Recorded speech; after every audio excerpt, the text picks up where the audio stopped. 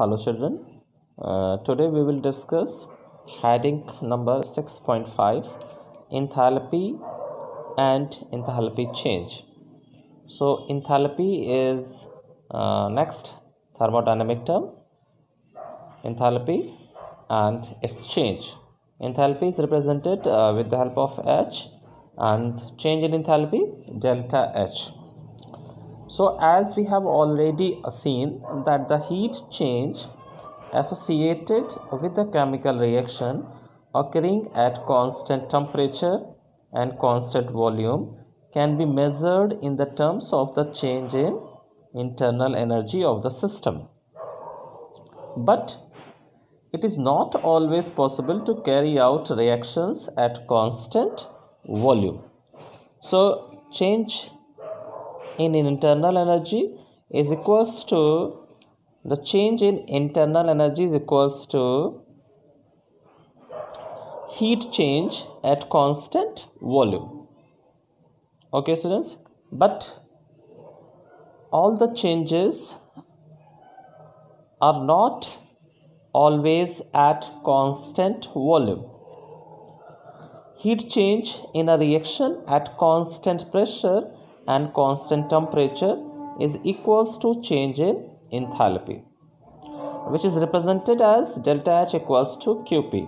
So these two different terms are here.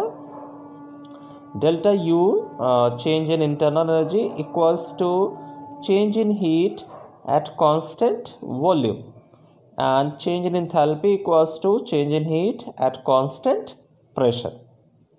Okay students, so according to the definition of internal energy, we know that it is the heat absorbed or evolved at constant volume and constant temperature. So heat change at constant volume is known as change in internal energy. Change in internal energy, delta U, and heat change in constant pressure is known as change in enthalpy. Change in enthalpy delta H. So according to definition, enthalpy change of a system is equal to heat absorbed or heat evolved by the system at constant pressure and constant temperature. Okay, so as we all know that most of the reactions in laboratory are done in open vessels. So the pressure which will be atmospheric pressure will remain constant, but volume of the system may change. Okay, so the equation delta U equals to QV describes the change in internal energy at constant volume. Okay students, so when a reaction is carried out at constant pressure, there may be a change in the volume of the reacting system.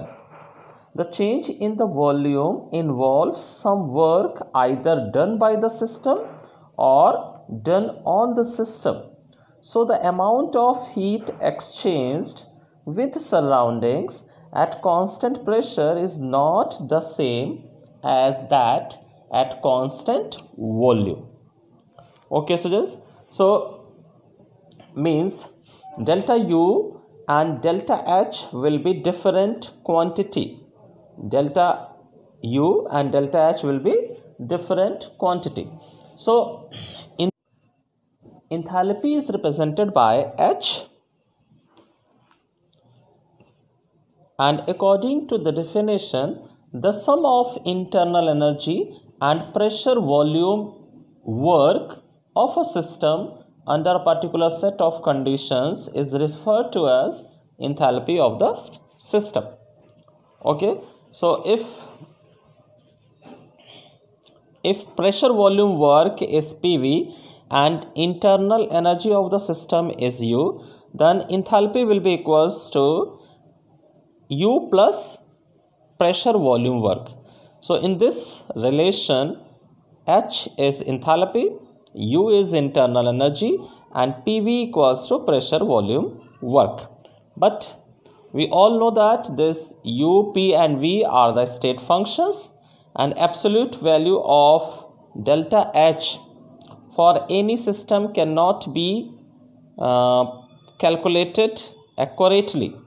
So we consider change in enthalpy. So change in enthalpy, delta H will be equals to H of the product minus H of the reactant. So this will be the relation for the change in enthalpy.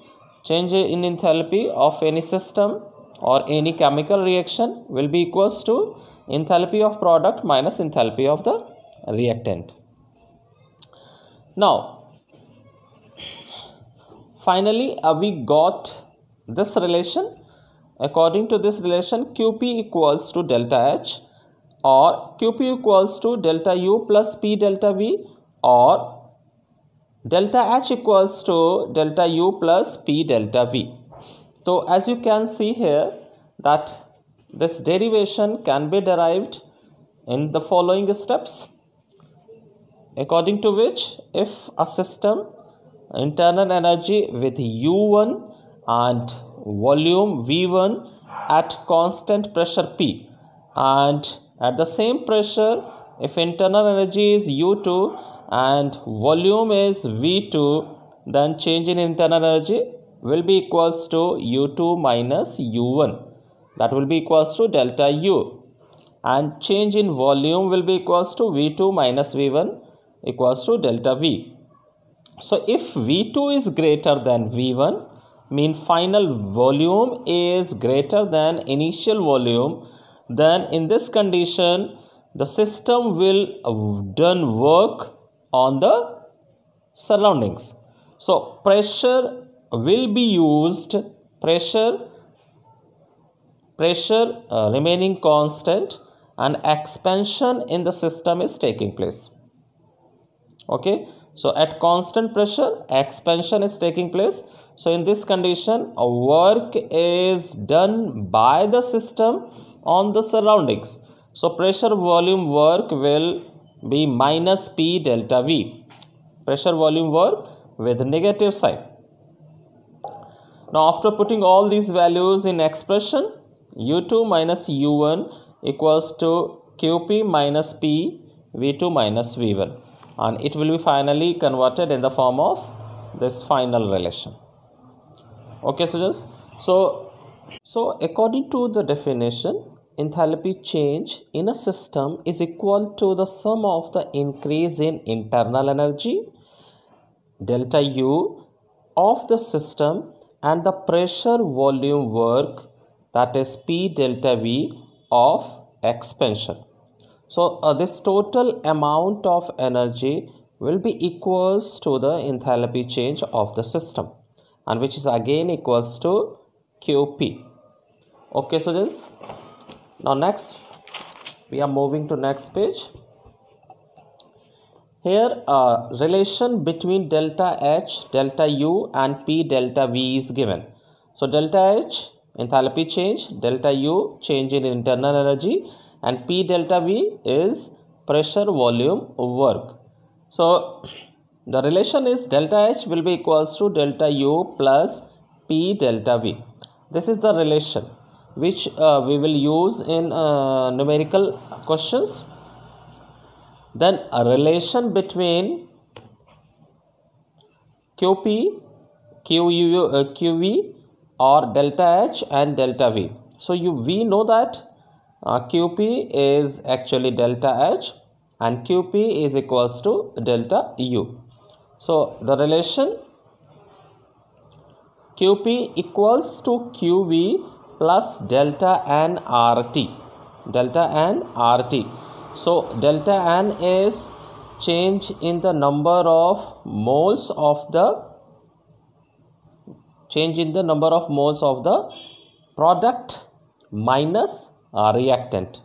So change in the number of moles, and we will derive this delta N value with the help of number of moles of the product minus number of moles of the reactant. Okay students, so delta N is number of moles of gaseous products minus number of moles of gaseous reactants. So QP will be equals to QV plus delta nRT, and this expression we can again write in the terms of delta H and delta U. So this will be equals to delta H will be equals to delta U plus delta N RT, and this relation is very important. Number of times numericals are asked from this relation only. So next heading is characteristics of enthalpy. So according to first point, if value of delta N is equals to positive, means number of product moles are more than number of reactant mole. So in that condition, QP will be greater than QV, or delta H will be greater than delta U. Same way, if delta N is with negative value, then QP less than QV, or delta H will be less than delta U. If delta N equals to 0, then QP will be equals to QV, or delta H will be equals to delta U. Second point, delta is a state function and is not depend upon the path. Third, for the reactions involving only solids and liquids, delta N will be 0, and therefore in that condition delta H will be equals to delta U, or QV equals to QP. Fourth point, delta H and delta U are extensive properties. Extensive properties, these are the properties which depend upon the number of moles taking part in a reaction. So these are the extensive properties because these depend upon the amount of the constituent particles. So such properties which depend upon the amount are known as extensive properties. Then exothermic and endothermic reactions. So endothermic reactions which absorbs energy. So amount of energy which is absorbed in these reactions are given with minus sign. So endothermic reactions in which heat is absorbed. And exothermic reactions are the reactions in which heat is evolved. So the change of heat is given with plus sign in the case of exothermic reaction, and in the endothermic reaction it is given with a negative sign. Okay students, so endothermic and exothermic reactions in terms of delta H. So in the terms of delta H, exothermic reactions are written with negative sign, delta H with negative sign, and endothermic reactions are written with delta H positive sign. Okay, so in short we can say that the sign which is written with the terms of heat will be opposite in the case of enthalpy change. So for endothermic reactions, delta H is given with positive sign, and for exothermic reaction delta is written with negative sign. Okay students, so as you can see in these examples, this is delta H value is given here. So means this reaction is endothermic, and if the enthalpy change is given with negative sign, as you can see here, so these reactions are exothermic in nature. Okay students, so written here also, for endothermic reactions delta H will be with positive sign, and in this condition enthalpy of products will be greater than enthalpy of reactants. For exothermic reaction delta H will be equals to negative sign, and in this condition H of products will be less than H of a reactant. Then calculation of delta and G. N for number of moles, G for gaseous moles, and delta N change. So change in the number of moles of gaseous molecules.